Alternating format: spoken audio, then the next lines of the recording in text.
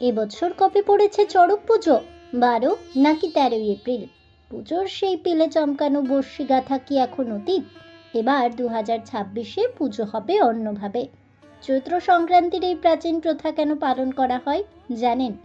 চড়ক পুজো কি এখন বদলে গেছে? আধুনিক যুগে নতুন করে এই উৎসবকে পালন করা সম্পর্কে বিস্তারিত জানুন আমার আজকের এই ছোট্ট ভিডিও থেকে। নমস্কার বন্ধুরা, অজানার পথের নতুন পর্বে আপনাদের সকলকে স্বাগত জানাই।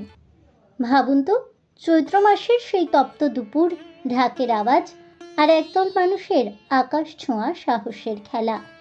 সময়টা আধুনিক হলেও আজও গ্রাম বাংলায় চড়ক পুজোর আয়োজন দেখা যায়। এবছর অর্থাৎ 2026 সালে চড়ক পুজো পালিত হবে আগামী 13 এপ্রিল সোমবারে। পশ্চিমবঙ্গ থেকে শুরু করে বাংলাদেশ সব জায়গাতেই এখন এই উৎসবের প্রস্তুতি তুঙ্গে। গাজন উৎসবের মাধ্যমে পারিবারিক শান্তি আর কৃষিজীবী মানুষের মঙ্গলের প্রার্থনা করা হয় দেবাদিদেব মহাদেবের কাছে। তবে সবচাইতে বড় চমক লুকিয়ে আছে চড়ক গাছের সেই প্রাচীন ঐতিহ্যে।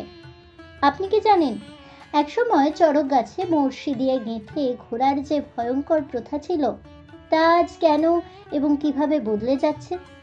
2026 সালে পুজোর ধরনে এসেছে আধুনিকতার ছোঁয়া।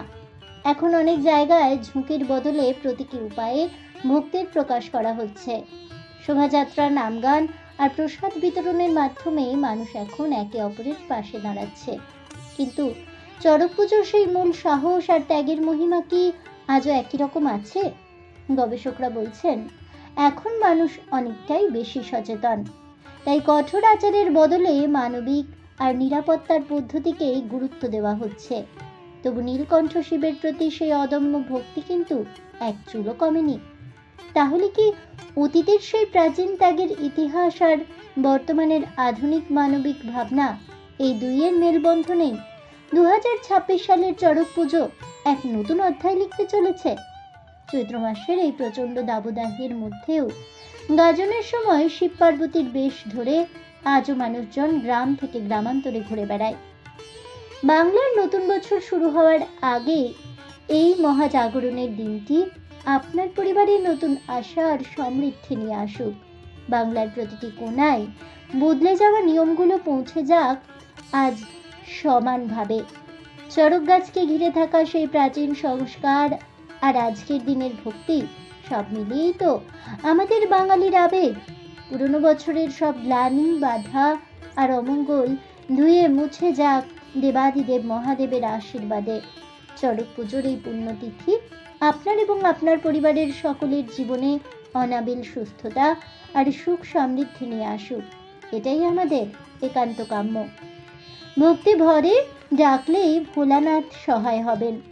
আপনার আগামী দিনগুলো শুভ হোক, এই প্রার্থনা জানিয়ে আমার আজকের ভিডিওটি এখানেই শেষ করছি।